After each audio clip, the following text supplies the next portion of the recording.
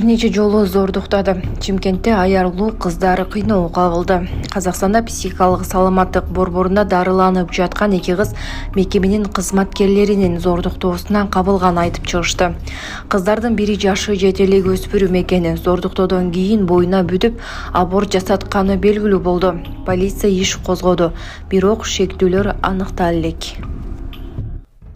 6000 орус жараны кыргыз паспортун алды. Эмне үчүн? Соңку 2 жылда Орусиянын 17 миңдей жараны Кыргызстандан жарандыгын алуу боюнча арыз тапшырып, анын 6000 кыргыз паспортун алды.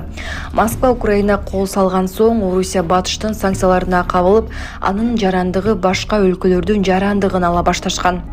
Анын ичинде Кыргызстандын паспортуна кызыгуу арбып, айрымдары оюн үчүн алганы ычыкка чыккан. Бул жагдай кыргыз паспортунун айланасындагы талкууларды күчөтүп келет. Паспорт алуудагы секириктин сыры. Кыргызстандын паспортун алган чет элдиктердин санына байланыштуу жаңы статистика Жогорку Кеңештин конституциялык мыйзамдар, мамлекеттик түзүлүш, сот, укук маселелери боюнча комитетинин 3 декабрдагы жыйынында маалым болду. Бул күнү комитетте жарандык жөнүндө мыйзамга өзгөртүүлөрдү киргизүү маселесин каралып, талкуу жүрдү. Санариптик өнүктүрүү министрлигине караштуу Калктык аттоо департаментинин директору Арсен Минбаев анда депутаттардын суроолоруна жооп берип жатып буларга токтолду. 2023 жылы Орусиянын 10 миңге жакын жараны, 2024 жылдын ушул мезгилине карата 7 миңдей жараны Кыргызстандын жарандыгын алуу боюнча арыз тапшырды. Натыйжада 2 жылда ал арыздардын негизинде 6000 кишиге Кыргызстандын жарандыгы берилди, деди ал.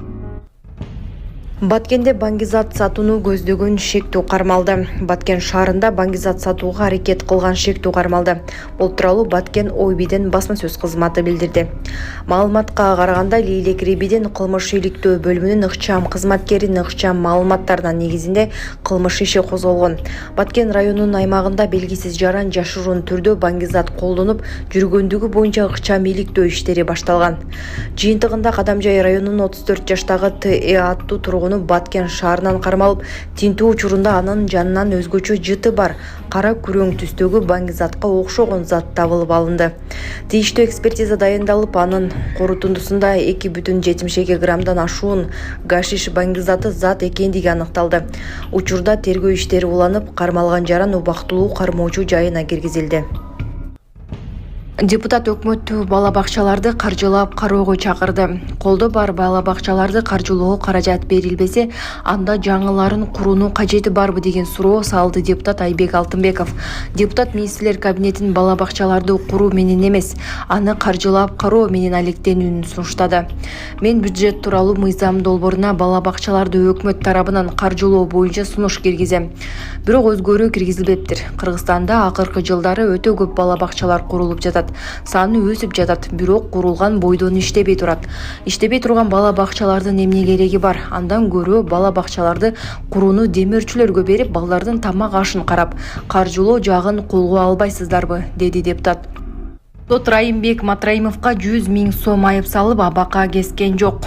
Бишкектин 1-май райондук соту бажы кызматынын төрагасынын мурдагы орун басары Райымбек Матраимовго 6 декабрда өкүм чыгарганы 9 декабрда белгилүү болду.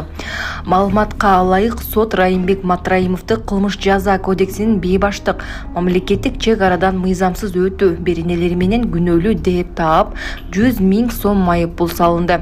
Ал айыбынын мойнуна алып, тергөө менен кызматташып материалдык зыянды төлөгөндүктөн эркинен ажыратылган эмес. Райымбек Матраимов быйыл 25 мартта Азербайжандын атайын кызматы менен биргеликте Баку шаарында кармалып, 26 мартта Бишкекте алынып келип, УКМКнын тергөө абагына камалган.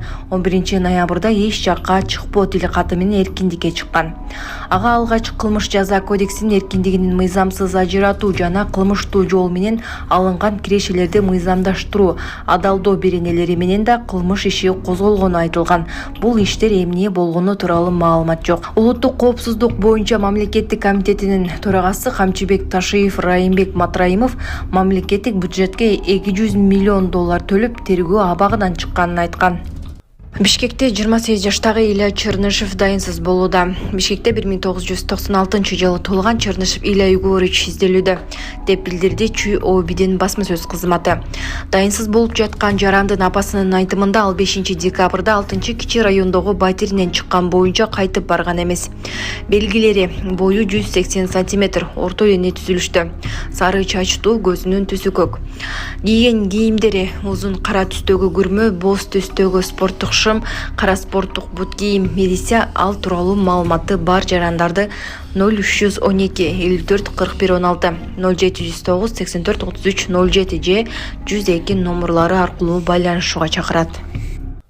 Журналист Адыл Акжол уулунун кылмыш иши токтолуп эркиндикке чыкты. Улуттук телерадио берүү корпорациясынын УТРК директорунун мурдагы орун басары журналист Адыл Акжол уулу эркиндикке чыкты. Бишкектин 1-май райондук соту азаттыкка билдиргендей, тараптар жарашкандыктан судья 9 декабрда анын бөгөт чарасын өзгөртүп тергөө абагынан бошоткон. Ага кылмыш жаза кодексинин опузалап талап кылуу жана жекече жашоонун кол тийбестигин бузуу беренелери менен айып коюлган. Адыл Акжол уулу кармалганы 12 августта белгилүү болгон. 1-май райондук сотунун маалыматына караганда, улуттук коопсуздук боюнча мамлекеттик комитет ага 1 кылмыш жаза кодексинин массалык башаламандыктар беренеси менен айып таккан. Лингвистикалык экспертизанын жыйынтыгы Адыл Акжол уулунун сөзүндө массалык башаламандыкка чакырык жок деп чыгып, ага коюлган айып жекече жашоону кол тийбестигин бузуу беренесин өзгөртүлгөн. Адвокат Назик Ажимаматова журналисттин кармалышына быйыл июлда каза болгон 25 жаштагы Айтурган Маматкулованын өлүмү тууралуу видео себеп болгонун азаттыкка билдирген. 16 жаштагы Малика Батырбекова табылды. Бишкек шаарындагы милиция кызматкерлери 16 жаштагы Малика Батырбекованы табышты. Бул маалыматты 9 декабрда 1-май райондук ички иштер бөлүмүнө басма сөз кызматы билдирди. Учурда окуянын чоо жайы такталып жатат. Малика Батырбекова 8 декабрда үйүнөн соода борборуна кеткен бойдон дайынсыз болуп, ата-энеси милицияга кайрылган.